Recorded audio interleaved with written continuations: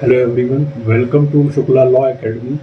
तो आज की इस क्लास में हमारा जो सेशन ये वाला होगा उसमें हम एक समग्र सिलेबस का डिस्कशन करेंगे और ये जानकारी हासिल करेंगे कि जो हमारा पीसीएस जे का एग्ज़ाम होता है उसमें जो हमारा ये भारतीय दंड संहिता है ये अपनी एक अहम भूमिका निभाती है। तो इसका एक समग्र सिलेबस का हम डिस्कशन करेंगे, उसके बाद ही जो है हम आगे जो है अपने इसको कंटिन्यू कर पाएंगे। और लास्ट क्लास में आप लोगों ने अपराध से संबंधित कई जो हमारे विधिवेत्ता थे उनकी एक डेफिनेशंस को देखा था। तो आशा करता हूँ आप इसी तरह जो है हमारे एजुकेशन वर्ल्ड के साथ बने रहेंगे। तो चलिए आइए पढ़ते हैं आज के संपूर्ण सिलेबस की जानकारी। तो हम लोग देखते हैं भारतीय दंड संहिता 1860। इसमें सबसे पहले हमारा जो है अपराध की परिभाषा दी गई है। अपराध के तत्वों के बारे में वर्णन किया गया है। अपराध के मानसिक तत्वों के बारे में बताया गया है। मानसिक तत्व से तात्पर्य हमारा यही होता है कि जो बेसिकली हमारे माइंड में चल रहा है कि हमें ये कृत्य को अंजाम देना है, तो वही हमारा मानसिक तत्व कहलाते हैं। उसके बाद है जो हमारा कठोर दायित्व या फिर पूर्ण दायित्व होता है, जिसको स्ट्रिक्ट लाइबिलिटी बोला जाता है। जो कि कोई भी व्यक्ति अपराध करता है तो क्या वाकई में वो उसके लिए अपराधी होता है। उसके बाद है हमारा प्रतिनिहित दायित्व। इसका मतलब यही होता है कि अगर हमने कोई अपराध किया है तो क्या हम उसके लिए जिम्मेदार हैं, या फिर कौन कौन से कारक हैं जो हमें जिम्मेदार बनाते हैं। उसके बाद हम पढ़ेंगे वैधानिक का सिद्धांत। ये प्रिंसिपल ऑफ लीगैलिटी है जो इम्पोर्टेंट है, ज़्यादातर पूछा जाता है। उसके बाद है अभियुक्त का संरक्षण। अभियुक्त का मतलब होता है जो हमारा जो दोषी पाया जाता है व्यक्ति, उसके बारे में हम यहाँ पर पूरी चर्चा करेंगे। तो जैसा कि हमारा अध्याय 1 में आप देख पा रहे हैं, प्रस्तावना दी गई है, उद्देशिका है। जैसे संविधान भी हम पढ़ते हैं तो संविधान की उद्देशिका होती है। तो ये जो हमारा भारतीय दंड संहिता है, इसको पढ़ने का उद्देश्य क्या है, इसके बारे में हम यहाँ पर पूरी चर्चा करेंगे। और उसके बाद अगर हम देखा जाए तो टोटल हमारी इसमें जो है 511 धाराएं हैं। हर एक धारा के बारे में हम देखते हुए चलेंगे, क्योंकि अगर एग्ज़ाम के पॉइंट ऑफ व्यू से बात करें तो फिर सारी धाराएं इंपॉर्टेंट हो जाती हैं। और हर धारा को एक बार अगर आपके माइंड में थोड़ा सा भी होगा तो आप क्लिक करके वहाँ पर आंसर जो है सही कर पाएंगे। तो धारा 1 की बात करेंगे तो संहिता 1 का नाम और प्रवर्तन का विस्तार दिया गया है। भारत के भीतर किए गए अपराधों का दंड है उसका 2 में हमें पता चलता है। भारत में परे किए गए अपराधों पर विधि के अनुसार विचारणीय अपराध का दंड है। चौथा जो है हमारा राज्य क्षेत्राधीन अपराधों में संहिताओं का विस्तार दिया गया है। पांचवा हमें ये धारा बताती है कि कुछ विधियों में इस अधिनियम को प्रभाव डालना चाहिए। उसके बाद जो है कुछ जनरल परिभाषाएं दी गई हैं हमें, जैसे संहिताओं में परिभाषाओं के अपवाद और उसको समझा जाना है। लिंग वचन पुरुष आदि के बारे में हमें इस पर जानकारी मिलती है। मतलब हम यहाँ पर ये कह सकते हैं जो एक बेसिक टर्मिनोलॉजी होती है उनके बारे में ये सब बताया गया है कि लोक सेवक के क्या कर्तव्य होते हैं, इनके बारे में हमें हमारी पूरी चर्चा रहेगी। और यहाँ पर हम देखते हैं जैसे सरकार का सेवक कौन होता है, या फिर भारत सरकार किस तरह से प्रावधानित करी गई है। न्यायालय कौन होते हैं, न्यायालय में लोक सेवक कौन होते हैं। जंगम संपत्ति क्या होती है, जंगम में हमारी चल और अचल संपत्ति आ जाती है, उनके बारे में धाराएं दी गई हैं। वैसे ही हमारा अगर आप देख पा रहे हैं धारा 24 है, बेमानी पे है, कपट पूर्वक है, किसी से कोई व्यक्ति ने छल कर लिया वैसे ही कूटकरण होता है हमारा। ये सारी चीज़ें हम यहाँ पर देखेंगे। ये सब आपकी धारा 24 से 25, 26, 27, 28 में वर्णित हैं। उसके बाद जो 29 में दस्तावेज दिए गए कि कौन कौन से साक्ष्य हमारे माने जाते हैं, दस्तावेजी साक्ष्य होते हैं वो हमारे माने जाते हैं। और 29 का हमें बताती है कि जो इलेक्ट्रॉनिक अभिलेख हैं, जैसे हम जानते हैं हमारा आईटी एक्ट जब आया तो उसके बाद से जो हमारे इलेक्ट्रॉनिक उपकरण जैसे पेन ड्राइव वगैरह होता है या फिर सीडी वगैरह होती है, तो उनके अभिलेखों को भी न्यायालय में शामिल कर लिया गया था। तो ये भी हमारे लिए एक विस्तारपूर्ण, इनके बारे में हम देखेंगे। ऐसे ही आप लोग यहाँ पर देख पा रहे हैं कि हमारा जो है 34, 35, 36 यहाँ पर धाराएं दी गई हैं। और 39 में स्वेच्छा दी गई है। 40 में अपराध के बारे में बताया गया है। 42 में जो है स्थानीय विधि के बारे में बताया गया है।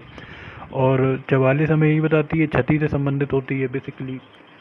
और कुछ धाराएं जो हैं यहाँ पर बहुत ज़्यादा महत्वपूर्ण हो जाती हैं। जैसे शपथ की बात करें तो शपथ यहाँ पर हमें 51 में मिलती है। सद्भावना पूर्वक कोई कार्य किया गया है तो उससे भी कोई कार्य करने से कोई व्यक्ति दोषी हो गया तो उससे संबंधित भी यहाँ पे धाराएं 52 में हमें दी गई हैं। सबके बारे में हम एक समग्र चर्चा करेंगे। उसके बाद दंडों के विषय में बात करी गई। दंडों का विषय का मतलब है कि अब देखिए हमने यही पढ़ा था कि अगर कोई अपराध व्यक्ति करता है तो अपराध के लिए अगर किसी में विधि में कोई भी दंड विद्यमान रहता है तो दंड विद्यमान रहने पर वो हमारा अपराध की कोटि में आता है, तो वही दंड है। और बेसिकली अगर हम बात करें कि भारतीय दंड संहिता में, तो इसमें ज़्यादातर जो है हमारा आपराधिक ही विधि में संबंधित दंड आते हैं, जैसे कारावास हो गया, या फिर जो है जुर्माना भी इसमें कई बार जो है हमारे न्यायालय द्वारा लगाया जाता है, तो वो भी इसमें आते हैं, उनके बारे में भी हम जानेंगे। उसके बाद हमारा ये सब धाराएँ हमारी दी गई हैं 63, 64, 65, ये सब उसी से संबंधित है कि कारावास और जुर्माना दोनों में आदेश किए जा सकते हैं। तो ये सब हम देखेंगे कि कब-कब जुर्माना लगाया जाता है या फिर कब-कब जो है हमारी दोनों चीज़ें लगाई जाती हैं। और जुर्माना देने पर कारावास का पर्यवसान हो जाता है। तो कई बार ऐसा भी होता है कि ज़्यादा जुर्मानिया लगा दिया जाता है और जो कारावास की अवधि उसको कम कर दिया जाता है। उसके बाद हम देखेंगे कई अपराधों को मिलकर बड़े अपराधों के लिए, तो मान लीजिए अब 2-3 व्यक्तियों ने एक कई सारे अपराध कर दिए, तो क्या उनको एक ही सज़ा दी जाएगी या फिर उनके लिए अलग-अलग दंड का प्रावधान होगा? इससे संबंधित जो है हम धारा यहाँ पर 71 में देख पाएंगे। आगे बात कर लेते हैं, ऐसे ही हमारा जो है साधारण अपवाद दिए गए हैं, जैसे धारा 76 से लेकर इसमें जो आपका धारा 106 तक आएंगी, और इसमें बेसिकली दिया गया है कि विधि द्वारा आबद्ध और तथ्य की भूल के कारण अपने आपको विधि द्वारा आबद्ध होने पर विश्वास करने वाले व्यक्तियों द्वारा किए गए कार्य। ऐसे ही न्यायिक कार्य के लिए न्यायाधीश का कार्य, तो उनके कार्यों का वर्णन किया गया। कई बार ऐसा भी हो जाता है कि मान लीजिए कोई व्यक्ति बेकसूर था, बट कोई ऐसी प्रॉब्लम आ गई तो उसको जो है एक्स्ट्रा उसने सज़ा काट ली। जैसे हम जानते हैं कि जो हमारा तलवार दंपत्ति का मामला हुआ था, तो उसमें भी कोई विधि की भूल इसको कहा जा सकता है। तो उससे संबंधित भी कुछ आईपीसी में प्रावधान दिए गए हैं, उनके बारे में भी हमारी एक समग्र चर्चा होगी। और यहाँ पर हम देख पाते हैं कि जैसे धारा हमारी 84 कहती है विकृत चित्त व्यक्ति के कार्य। तो यहाँ पर जो विकृत चित्त व्यक्ति का मतलब होता है कि जो व्यक्ति का मानसिक संतुलन जो है वो काबू पर नहीं रहता है, उसके बारे में भी हम एक समग्र चर्चा करेंगे। और यहाँ पर सारी धाराएं जो हैं उसी से ही संबंधित मिलती हैं। उसके बाद हमारी ये जो है मोस्ट इंपॉर्टेंट धाराएं यहाँ पर हो जाती हैं, धारा 96 से लेकर 106 तक। इसमें प्राइवेट प्रतिरक्षा के अधिकार के विषय में दिया गया है। इसको इंग्लिश में बोल सकते हैं सेल्फ डिफेंस। जैसे मान लीजिए कि कोई व्यक्ति अगर आप पर हमला करता है, तो आप क्या उस पर हमला कर देंगे तो आपको सज़ा नहीं होगी, या फिर कितने % आप उसको बचाते हैं या फिर अपने आप का बचाव करते हैं।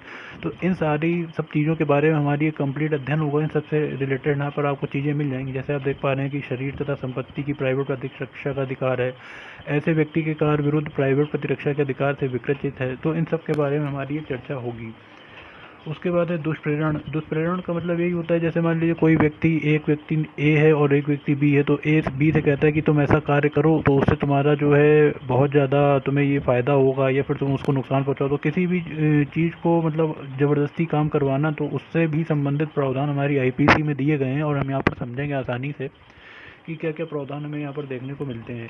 किसी बात का दुष्प्रेरण, दुष्प्रेरक कौन होता है? जो कारक होते हैं या फिर जो दुष्प्रेरित करता है व्यक्ति, वो हमारे दुष्प्रेरक कहलाते हैं। उन सब के बारे में धारा 107 से 113 तक यहाँ पर आप प्रावधान देख पा रहे हैं। इनके बारे में भी हमारी एक समग्र चर्चा होगी। अब उसके बाद बात करते हैं धारा 114 से 120 तक। बेसिकली इसमें अपराध के लिए किए गए दुष्प्रेरक की उस उपस्थिति के बारे में दिया गया है। मृत्यु या आजीवन कारावास पर दंडनीय अपराध में दुष्प्रेरक आदि जीवन नहीं किया जाता, उसके बारे में हम देखेंगे। ऐसे ही हमारा जो धारा 120 है, कारावास और दंडनीय अपराध करने की परिकल्पना को छिपाना, यदि अपराध किया जाए तो उसके अपराध के लिए, इन सब के बारे में देखेंगे। अब उसके बाद क्रिमिनल कॉन्स्पिरेंसी होती है, यानी आपराधिक षड्यंत्र। इसके बारे में धारा 120 का और 120 खा बताती है। जैसे आपराधिक षड्यंत्र क्या होता है, वो विधि में क्या परिभाषित है, वो कब माना जाएगा कि कोई व्यक्ति आपराधिक षड्यंत्र करता है, तो वो हमारा परिभाषा जो है 120 का में मिलती है, और उसके लिए जो दंड है वो हमारा 120 खा में आता है। अब हम बात कैसे कर लेते हैं राज्यों के विरुद्ध अपराध धाराओं के विषय में। तो बेसिकली जैसा कि अगर हम यहाँ पर देखें तो हमारा भारत सरकार के विरुद्ध युद्ध करना या फिर युद्ध करने का प्रयत्न करना, तो उसके लिए भी जो कुछ दंड के प्रावधान है वो हमें 121 में मिलते हैं। अगर आप ऐसे ही कोई व्यक्ति जो है राजद्रोह करता है, तो उसका जो वर्णन होगा 124 का में होगा कि कब राजद्रोह माना जाएगा, उसके लिए क्या क्या कंडीशन है, वो सारी चीज़ें हमें यहाँ पर देखने को मिलेंगी। ऐसे ही बात कर लेते हैं अगर धारा 126 की, तो यहाँ पर हमें भारत सरकार के शांति का संबंध बनाने वाली राज्य क्षेत्र की लूटपाट करना, वो सारी राज्य से संबंधित विषय जो है हमें 126, 127, 128, 129 और 130 धारा में मिल जाते हैं। आगे बात कर लेते हैं अध्याय 7 में हम क्या पढ़ने वाले हैं। अध्याय 7 में हम देखेंगे सेना, नौसेना, वायुसेना से संबंधित अपराधों के विषय में। जैसे बेसिकली अगर हम बात करें तो धारा 131 से 140 तक दिया गया है। सेना से एक्चुअली जैसे सेना का अपना मार्शल लॉ उसमें फॉलो होता है, तो उसके भी कुछ विधि हैं जो आईपीसी से रिलेट करती हैं, और कुछ उसके प्रावधान हमारे इसमें समाविष्ट किए गए हैं। तो जैसा कि हम यहाँ पर देखें, विद्रोह का दुष्प्रेरण किसी सैनिक, नौसैनिक या फिर वायु सैनिक के कर्तव्य द्वारा को विचलित करना है, और सैनिक के कार्यों के बारे में भी बताता है ये, तो थोड़ा सा इसमें हमें देख लेते हैं। और सैनिक और नौसैनिक, वायु सैनिक अधिकता का दुष्प्रेरण करना होता है, इन सब चीज़ों के बारे में भी हम देख लेंगे। और एक हमारी चर्चा यहाँ पर थोड़ी सी ये भी हो जाएगी कि जो हमारा लोक शांति के विरुद्ध अपराधों के विषय में कार्य होते हैं, जैसे विधि विरुद्ध जमाव, कई सारे लोग खड़े हुए हैं और वो कोई योजना बना रहे हैं कि हम कुछ जमाव करेंगे, तो उसको विधि विरुद्ध जमाव कहा जाता है। कोई मान लीजिए बहिष्कार करना हो या फिर कोई विधि का जो विधि पारित है उसका उनको कोई भी रोष प्रदर्शन करना हो, उसके संबंध में भी यहाँ पर जानकारी दी गई। तो इसमें अब जो हमारी मोस्ट इम्पॉर्टेंट है 146, 147 है जिसमें बलवा करना आता है, ये सारी चीज़ें हम यहाँ पर देखेंगे।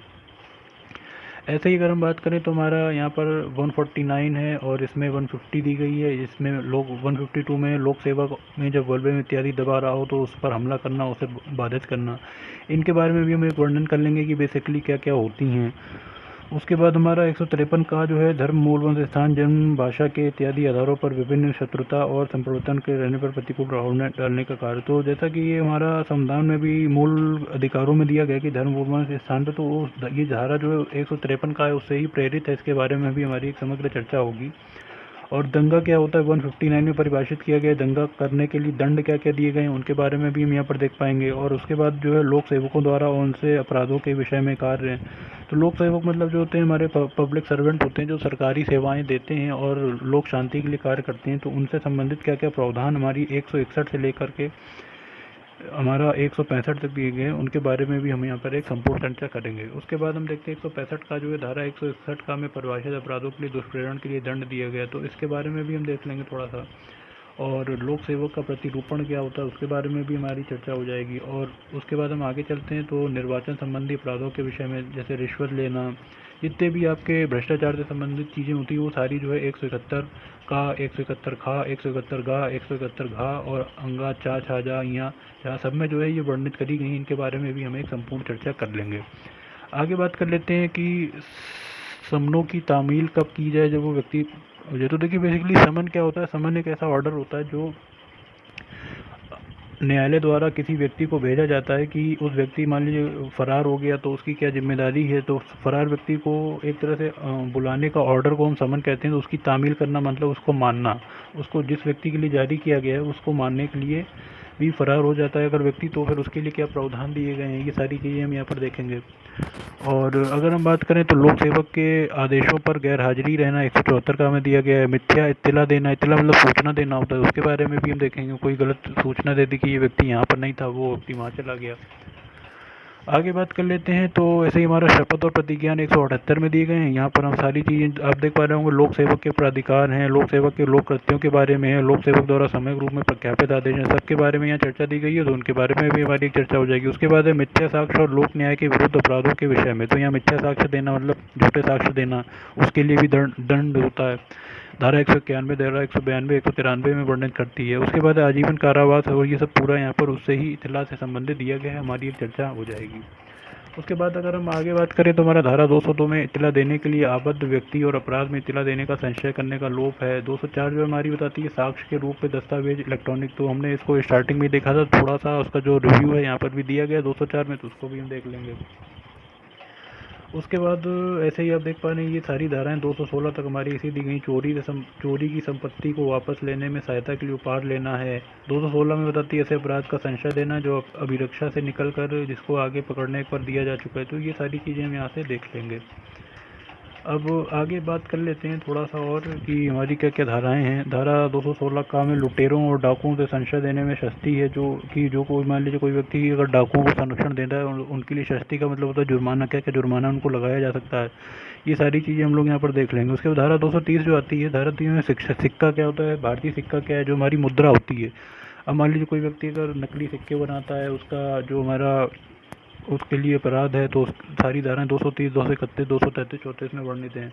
कूटकरण करता है मतलब वही फेक कॉइन बनाता है, तो उसके बारे में भी दिया गया है। और कूट सिक्के का आयात निर्यात करता है 235 में दिया गया। ये सारी कपटपूर्वक स्टाम्प, सरकारी दस्तावेजों से जो व्यक्ति छेड़छाड़ करते हैं उनमें क्या क्या उनको दंड है, क्या क्या उनके आशय हैं, वो सारी चीज़ें 236 से लेके में 256 में देखने को मिल जाती हैं।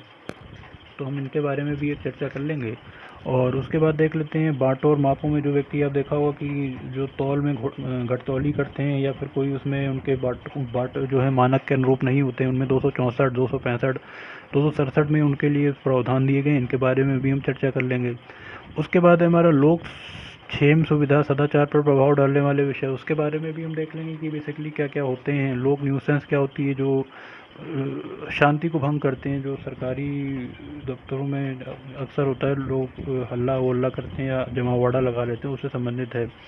इनके बारे में भी देख लेंगे। 268 से 269 तक दी गई। जलयान का उतावलेपन से चलाना, भ्रामक प्रकाश चिन्ह का प्रदर्शन, तो ये सारी चीज़ें हैं हम यहाँ पर देख लेंगे, जिससे एक अन्य व्यक्तियों को हानि होती है। लॉटरी कार्यालय रखना, ये सब हमें इसमें दिया गया। फिर धर्म से संबंधित अपराधों के उपबंध में 295 से 298 तक मिलते हैं, इनके बारे में भी हम देख लेंगे। मानव शरीर पर प्रभाव डालने वाले अपराधों के विषय में, जैसे कोई हमारे जीवन के लिए जो नुकसानदायक चीज़ें हैं, हत्या, अपराध, मानव वध करना, ये बहुत इंपॉर्टेंट है। 299 आपका मानव वध कहलाता है, आपराधिक मानव वध है, और 300 में हत्या दी गई है। ये भी ज़्यादातर लास्ट पीसीजे में पूछी गई थी, तो इनको बारे में भी हम एक चर्चा कर लेंगे कि ये क्या होती हैं। और इसी से संबंधित है आत्महत्या क्या होती है, ठग कौन होते हैं, 310 में बताया गया है, 311 में उसका दंड बताया गया है। आगे बात करते हैं गर्भपात कारित करने के लिए अज्ञात शिशुओं को कारित करने के शिशुओं को आरक्षित। तो जो गर्भपात व्यक्ति करते हैं या फिर उनमें शामिल रहते हैं, 312 में उनके संबंधित में अधिकार दिए गए हैं। उपपत्ति क्या होती है, किसी को हम क्षति पहुंचाते हैं। घोर उपपत्ति मतलब बहुत ज़्यादा हानि हो गई है, उसका शरीर से कोई ज़्यादा चोट पहुँच गई है, तो उससे ये सारी चीज़ें 319 320 से लेकर हमें 24 में मिल जाती हैं। ये सारी चीज़ें हमें 338 तक ऐसे ही आप दे सकते हैं कि ऐसे कार्य घोर उपपत्ति के कार्य जिसको दूसरे व्यक्ति का जीवन संकट उत्पन्न हो जाए। कोई व्यक्ति को मरणासन की स्थिति आ जाए तो उससे संबंधित प्रावधान भी हमारे इसमें देखने को मिल जाते हैं। आगे बात कर लेते हैं। तो हमारा जो ये है सदोष अवरोध है, किसी का रास्ता ब्लॉक करना है, यानी कि on wrongful resident of wrongful confinement, सदोष परिरोध है, इन सब चीज़ों के बारे में भी दिया रहता है। तो ये सब हम देख लेंगे 339 से लेकर 348 तक। तो हमारी ये चर्चा है ये निरंतर चलती रहेगी। और आपराधिक बल के हमले के विषय में हम देख लेंगे, व्यापार, अपहरण और दासत्व, बलाश्रम के विषय में देख लेंगे। इन सब चीज़ों के बारे में हम एक जो है कंप्लीट चर्चा करेंगे। तो कोर्स बहुत अभी आपको फ़िलहाल देखने में लग रहा होगा, बट जब हम इसको कंप्लीट कर लेंगे तो ऐसे ही हमारा जो लास्ट है इसमें एक चीज़ हम देख लेते हैं। अध्याय 21 जो है मानहानि का है, ये भी इम्पोर्टेंट होता है। 499 में दिया रहता है मानहानि के लिए दंड, इसमें हमें 500 में मिल जाता है। 502 में हमें मानहानि रखने वाले मुद्रित और उत्कीर्ण पदार्थ बेचना हो जाता है। इन सब के बारे में हम चर्चा कर लेंगे। और हमारा जो धारा 511 है वो आजीवन कारावास और दंडनीय अपराध के करने के सिलसिले में है। तो हमारा प्रयास यही रहेगा कि हम निरंतर इसकी क्लासेस को कंटिन्यू करवाएं और इसको जो है कंप्लीट अब तक पहुंचाएं। तो बहुत बहुत शुक्रिया आपका, धन्यवाद।